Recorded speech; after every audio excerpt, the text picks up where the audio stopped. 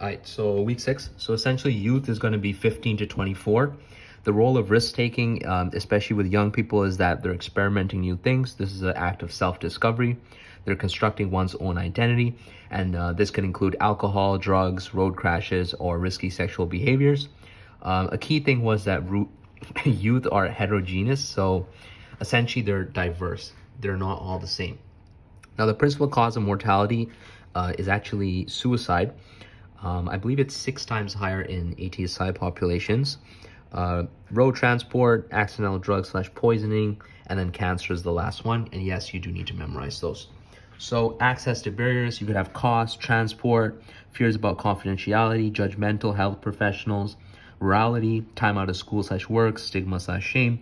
Maybe know like 3, 4 of those. That should be enough. And then be able to explain it. Like, what would having low income actually do?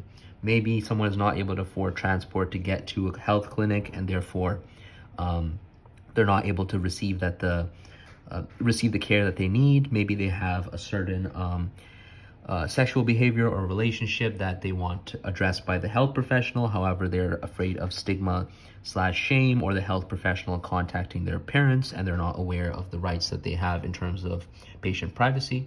So something like that, where it shows that you haven't just memorized the words. So depression can contribute to suicide. Anxiety prevalence is around 10%, and schizophrenia prevalence is around 9%.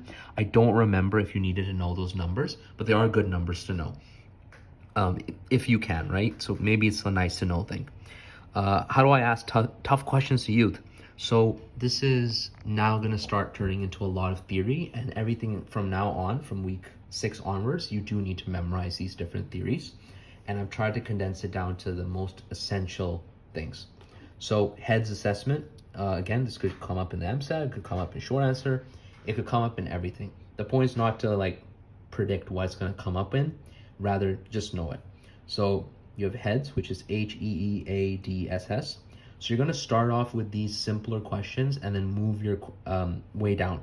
If someone walks in and they have a safety concern, you're not going to start by first asking them a safety concern question. Like, you're not going to directly ask someone, is someone harming you, as the first question. You need to create rapport with that patient and have them become comfortable. So this is just one method to do that. You can ask home related questions. Where do you live? Schooling/employment. Do you enjoy school? Eating/exercise. What do you usually eat? Activities. What do you do for fun? Drug use. Have you tried any drugs? Sexuality. Are you in a sexual relationship? Self-harm and safety. Do you feel like harming yourself? So maybe in a real life application, someone would go with a home question, maybe then a school question, and then they could go into something like drug use. And the key thing is to, one, memorize heads, know all these terms, and then maybe be able to say what an example of a question would be. Now, the next part is, how can we make a good youth center? I think this was the GLS.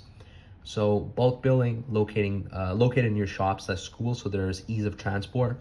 Online bookings, because some people may not have a phone. Support dogs/animals, that's more of like a culturally appropriate type of thing.